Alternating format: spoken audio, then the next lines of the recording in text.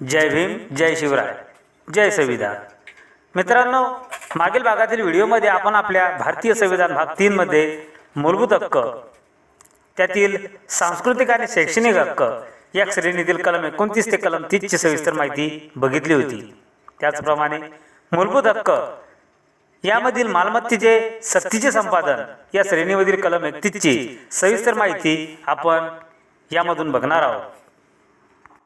मालमत्तेचे सक्तीचे संपादन कलम 31 हे मूलभूत अधिकारापासून वगळण्यात येऊन 1978 मध्ये 44वी घटना दुरुस्ती करून कलम 300 अ मध्ये संविधानिक अधिकार म्हणून समाविष्ट केले गेले. कलम 300 अ मध्ये असे म्हटले आहे की कायद्याच्या अधिकाराशिवाय कोणत्याही व्यक्तीला त्याच्या मालमत्तेपासून वंचित ठेवले जाणार नाही. ते व्यक्तींना राज्याकडून त्यांच्या मालमत्तेचे मनमानीपणे वंचित करण्यापासून संरक्षण प्रदान करते.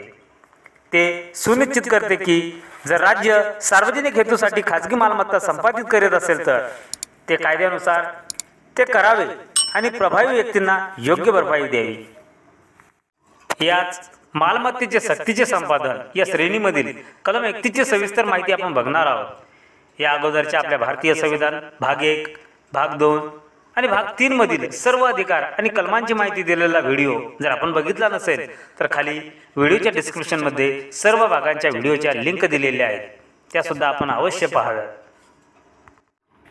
मालमत्तेचे सक्तीचे संपादन कलम 31 भारतीय संविधान 1950 नुसार 1. कायद्याच्या अधिकाराशिवाय कोणत्याही व्यक्तीला त्याच्या मालमत्तेपासून वंचित ठेवले जाणार नाही. 2. कोणत्याही व्यावसायिक किंवा औद्योगिक उपक्रमातील किंवा कोणत्याही कंपनीतील कोणत्याही हितसंबंधासह कोणतीही जंगम किंवा स्थावर मालमत्ता सार्वजनिक हेतूसाठी अशा ताब्यात घेण्यास किंवा अशा अधिग्रहणास अधिकृत करणाऱ्या कोणत्याही कायद्याअंतर्गत ताब्यात घेतली जाणार नाही किंवा अधिग्रहित केली जाणार नाही.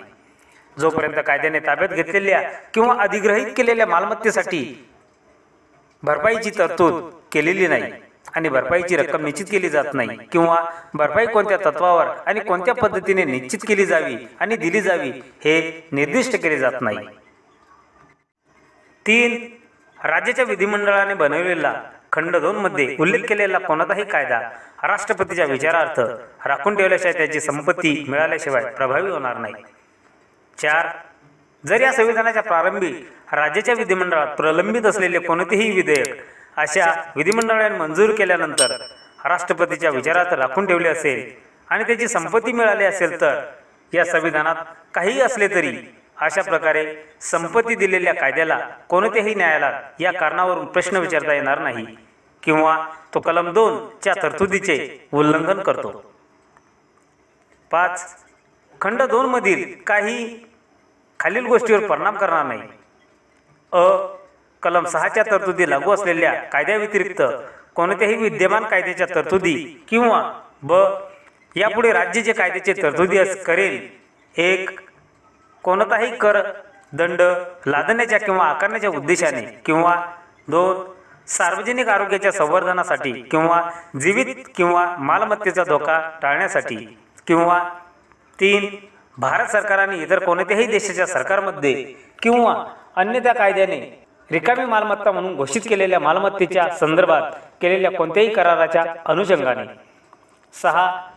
या संविधानाच्या प्रारंभाच्या 18 महिन्यापूर्वी अधिनियमित केलेला राज्याचा कोणताही कायदा अशा प्रारंभापासून 3 महिन्याच्या आत राष्ट्रपतीकडे त्याच्या प्रमाणीकरणासाठी सादर केला जाऊ शकतो आणि म्हणून जर राष्ट्रपती सार्वजनिक अधिसूचनेद्वारे असे प्रमाणित करतात तर तो भारत सरकार कायदा 1935 च्या कलम 299 चा उपकलम 2 च्या तरतुदीचे उल्लंघन करतो.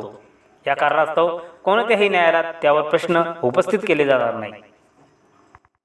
1978 च्या 44व्या सुधारणा कायद्याद्वारे हे कलम संविधानाच्या 3ऱ्या भागातून वगळण्यात आले आणि त्यात कलम 300 अ म्हणून सुधारित आवृत्ती समाविष्ट करण्यात आली.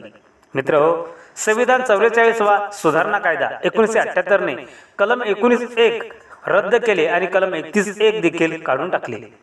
भाग 3 मधून काढून टाकले आणि भाग 12च्या प्रकरणात प्रकरण 4 मध्ये एक स्वतंत्र कलम 300 अ बनवले. या दुरुस्तीने मालमत्तेच्या हक्काच्या उल्लंघनासाठी कलम 32 अंतर्गत जलद उपायांची व्याप्ती काढून टाकली असेल, कारण तो आता मूलभूत अधिकार नाही. संविधानानुसार तो कायदेशीर अधिकार बनण्याचे दोनच उद्देश आहेत. पहिले, ते प्रस्तावनेत समाविष्ट असलेल्या समाजवादाच्या मूल्यावर भर देते आणि दुसरे म्हणजे असे करताना ते संविधानाच्या मूलभूत रचनेच्या सिद्धांताशी सुसंगत होते. मित्रहो, यानंतर आपण संविधान भाग 3 मूलभूत हक्क यामधील काही कायद्यांचे जतन करणे या श्रेणीतील कलम 31 एस्टेट इत्यादींच्या संपादनाबाबतच्या कायद्याचे जतन, कलम 31 काही कायद्याचे आणि नियमाचे प्रमाणीकरण, कलम 31 काही मार्गदर्शक तत्वांना प्रभावी बनविणाऱ्या कायद्याचे जतन करणे आणि कलम 31 राष्ट्रविरोधी कारवायाबाबत कायद्याचे संरक्षण याची सविस्तर माहिती आपण आपल्या नेक्स्ट व्हिडिओमध्ये बघणार आहोत. नेक्स्ट व्हिडिओची नोटिफिकेशन मिळवण्यासाठी आपल्या वाचाल तर वाचा चॅनलला आत्ताच लाईक करा, सबस्क्राईब करा, बेल आयकॉन प्रेस करा. शिवाय वाचनीय आवड असणाऱ्या आपल्या सर्व मित्रबांधवांना शेअरही करा. जय भीम, जय शिवराय, जय संविधान.